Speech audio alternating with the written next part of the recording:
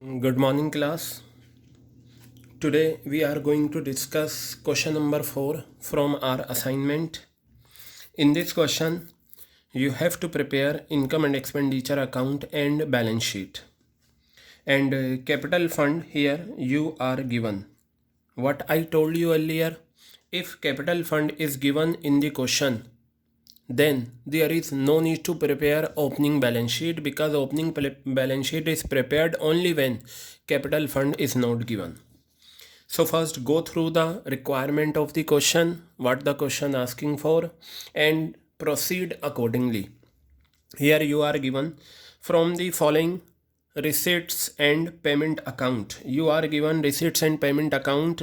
You are required to prepare income and expenditure account for the year ending 31st March 2018 and balance sheet as on that date after considering the given adjustments.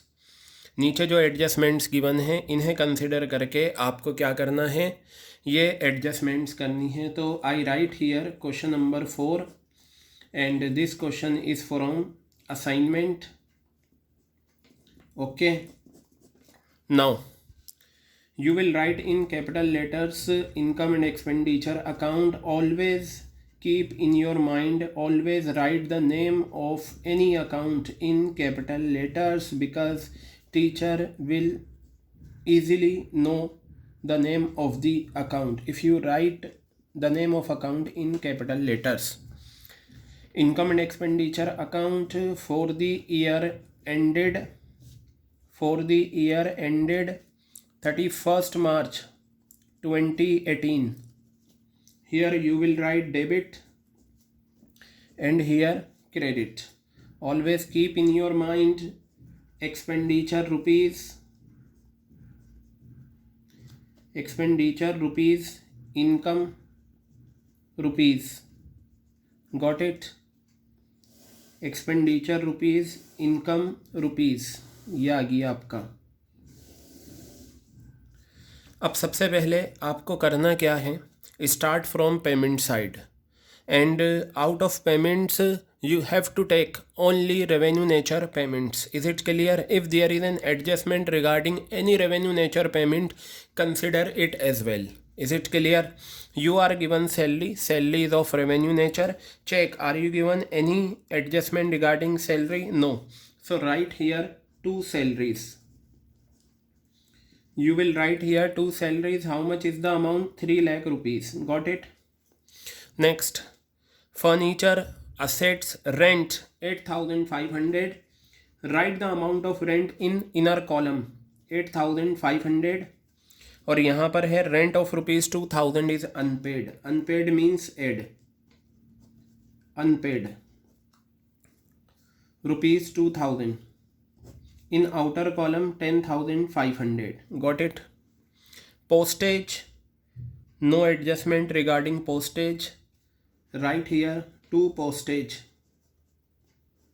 How much is the amount of postage? 11,500. Got it?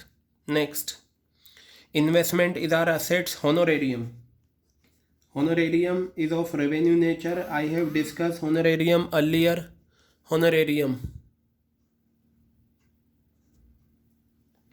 to manager. How much? 10,000 rupees. Got it?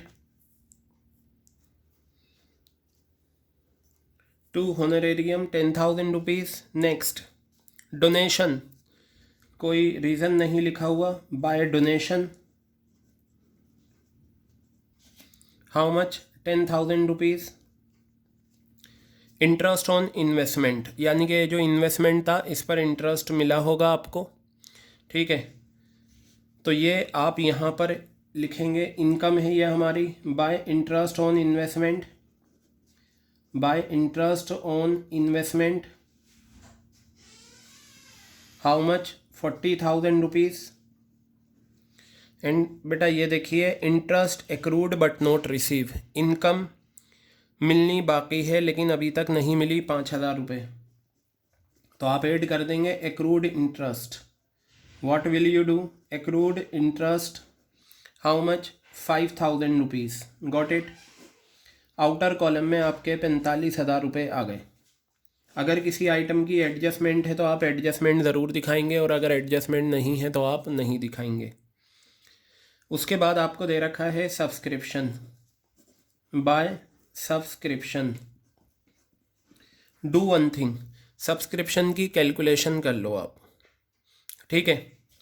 वैसा ही format बनता है, लेकिन एक बार पढ़ लेते हैं। ये subscription आपको मिला है 3 लाख का, और यहाँ लिखा हुआ है आउट ऑफ सब्सक्रिप्शन रिसीव, यानी कि जो 3 लाख रुपए आपको मिले हैं, 2,000 रुपये प्रीवियस ईयर के हैं और आने वाले साल के नेक्स्ट ईयर के हैं, और 5,000 रुपये अभी भी मिलने बाकी हैं।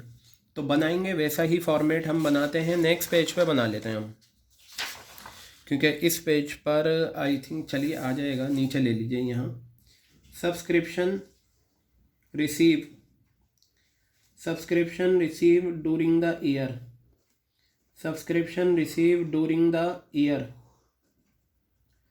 ठीक है। इसमें से माइनस करते हैं हम ओपनिंग आउटस्टैंडिंग, और माइनस करते हैं क्लोजिंग एडवांस, ठीक है। क्लोजिंग एडवांस माइनस करते हैं ओपनिंग आउटस्टैंडिंग, माइनस करते हैं, ऐड करते हैं क्लोजिंग आउटस्टैंडिंग, और फिर हम लेंगे, ऐड करेंगे ओपनिंग एडवांस। शायद ओपनिंग एडवांस इस क्वेश्चन में नहीं है तो हम इसे नहीं लेंगे। तो ये जो हमारा अमाउंट निकल कर आएगा, ये कहलाता है amount to be shown, amount to be shown in income and expenditure account. आप ये कैलकुलेशन यहाँ भी कर सकते हैं, लेकिन हम यहाँ ना करके नीचे करेंगे।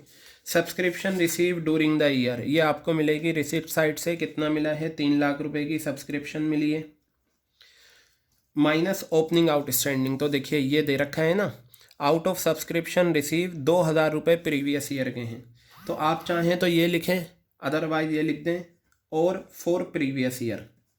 दोनों का मीनिंग सेम होता है, ठीक है। प्रीवियस ईयर के कितने जुड़े हुए हैं इसमें? 2,000 रुपये। 2,000 रुपये मैंने माइनस करे।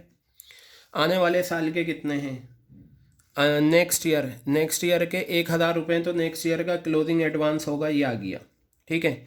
और बताया सब्सक्रिप्शन ऑफ ₹5,000 आउटस्टैंडिंग, देखिए 4 आ गया ना, करंट ईयर, और करंट ईयर वाली क्लोजिंग होती है, ये ऐड हो जाएगा 5,000 रुपये।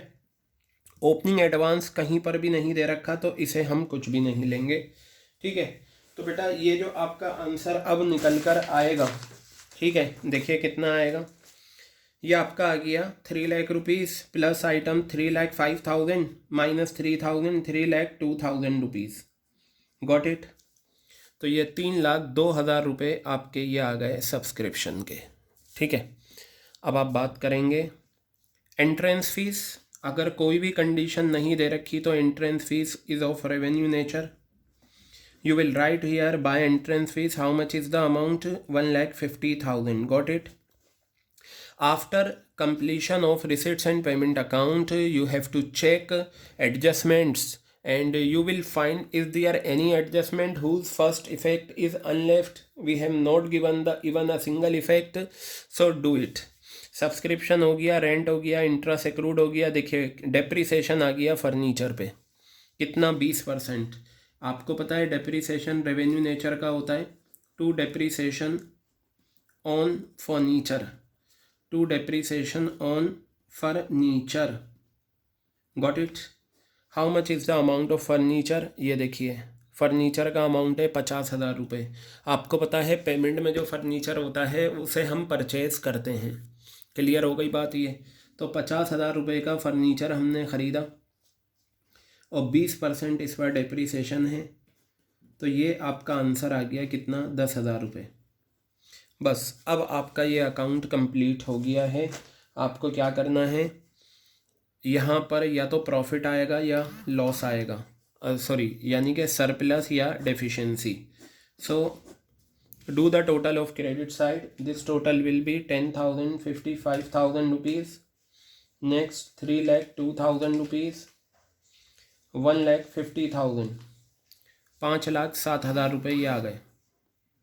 And here as well 5,07,000 rupees minus 3 lakh rupees minus 10,500 rupees, 11,500 और अगेन ये 20,000, 1,65,000 is the answer of surplus, to surplus.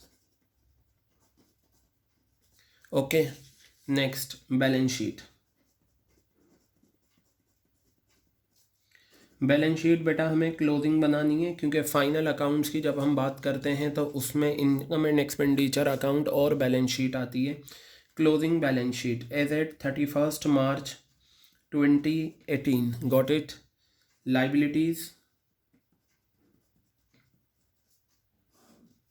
Rupees, assets rupees.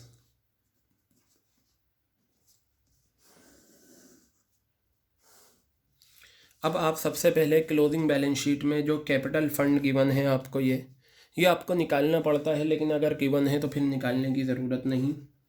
Capital fund you will write here, capital fund how much is the amount, 2,02,000 rupees, got it. Plus surplus, deficiency होगी तो वो minus होगी, surplus है तो add होगा, 1,65,000 rupees. In outer column you will write 3,67,000 rupees, got it। Next, अब आप क्या करेंगे, आप पेमेंट साइड से आइए। पेमेंट साइड में जो कैपिटल नेचर की आइटम है आप वो लीजिए और वो दिखाइए, ठीक है। साथ ही साथ एडजस्टमेंट को भी कंसिडर करते हुए चलिए। पेमेंट से आपको मिलेगा असेट्स के लिए जाने वाली चीज़ें, क्योंकि पेमेंट में जो कैपिटल एक्सपेंडिचर होता है यानी कि कैपिटल पेमेंट्स, वो हमारी फिक्स असेट्स होती हैं। अब आप चाहें तो ऊपर से स्टार्ट करें या नीचे से, चलिए ऊपर से ले लेते हैं। फर्नीचर, मैंने आपको किसी भी फिक्स असेट्स को करने का जो तरीका है क्लोजिंग बैलेंस शीट में वो बता रखा है। इस क्वेश्चन में ना तो आपको ओपनिंग फर्नीचर गिवन है, ना सेल हुआ, कुछ नहीं गिवन, बस जो परचेज़ करा है फर्नीचर 50,000 रुपये का, ये आ गया। हाँ, डेप्रीसिएशन था, और आपको पता है बैलेंस शीट में डेप्रीसिएशन माइनस होता है, तो आप डेप्रीसिएशन क्या करेंगे, minus. How much is the amount of depreciation, you computed here 10,000 rupees, so in outer column resultant figure will be what, 40,000 rupees. Investment, you will write here investments, how much is the amount of investments, 2 lakh rupees. इसकी एक adjustment थी interest की, चाहे तो साथ लिख दें या बाद में लिख देंगे, चलिए साथ ही लिख दें, याद आ रहा है। एक्रूड इंटरेस्ट, एक्रूड इंटरेस्ट जो होता है वो हमारी असेट्स होती है और हर एडजस्टमेंट का डबल इफेक्ट होता है, आपको पता है, ठीक है। इन्वेस्टमेंट रिसिट्स एंड पेमेंट में उसका एक इफेक्ट है, लेकिन नीचे जो एडजस्टमेंट इसका डबल इफेक्ट। एक्रूड इंटरेस्ट ये रहा, आपने यहाँ ऐड करा था और एक यहाँ पर आ गया, डेबिट क्रेडिट इफेक्ट आता है। यहाँ पर क्रेडिट इफेक्ट आया था, यहाँ असेट्स में दिखाकर डेबिट इफेक्ट है, क्योंकि असेट्स का नेचर डेबिट होता है।